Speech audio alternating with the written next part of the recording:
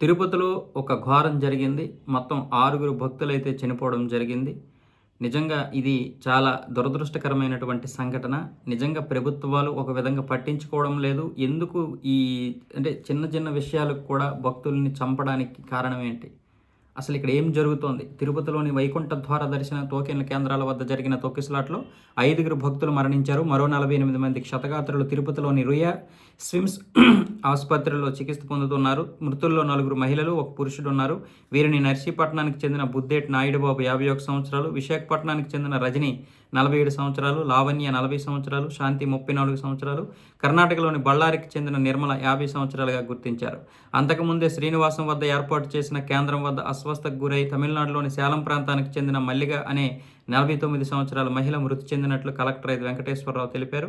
వైకుంఠ ఏకాదశిని పురస్కరించుకుని తిరుమల శ్రీవారి వైకుంఠ ద్వార దర్శనం కోసం తిరుపతిలో 8 కేంద్రాల వద్ద స్లాటెడ్ దర్శనం టోకెన్ల జారీకి తితిదే అధికారులు ఏర్పాట్లు చేశారు. ఈ నెల 10, 11, 12 తేదీలకు సంబంధించి మొత్తం 1,20,000 టోకెన్లు జారీ చేయనున్నట్లు ప్రకటించారు. 9వ తేదీ ఉదయం 5 గంటలకు టోకెన్ల జారీ ప్రక్రియను ప్రారంభించనున్నట్లు వెల్లడించారు. దీంతో బుధవారం ఉదయం నుంచే రాష్ట్రంతో పాటు పొరుగునున్న తమిళనాడు, తెలంగాణ, కర్ణాటకల నుంచి పెద్ద సంఖ్యలో భక్తులు ఈ కేంద్రాల వద్దకు చేరుకున్నారు. బుధవారం సాయంత్రానికి భారీ సంఖ్యలో పోగయ్యారు. మొత్తం 4 ప్రాంతాల్లో జీవకోన, బైరాగపట్టిడ, శ్రీనివాసం, అలిపిరి ఈ ప్రాంతాల్లో తొక్కిసలాట జరిగింది. తొక్కిసలాటలో మొత్తం 48 మంది భక్తులకు గాయాలయ్యాయి. వారిలో 12 మందికి స్విమ్స్లో, 36 మందికి రుయా ఆసుపత్రిలో చికిత్స అందిస్తున్నారు. ఆసుపత్రుల వద్ద అంబులెన్స్ మోత, క్షతగాత్రుల బంధువుల రోదనలతో రుయా ఆసుపత్రి ప్రాంగణం వద్ద దయనీయ పరిస్థితి అయితే నెలకొంది.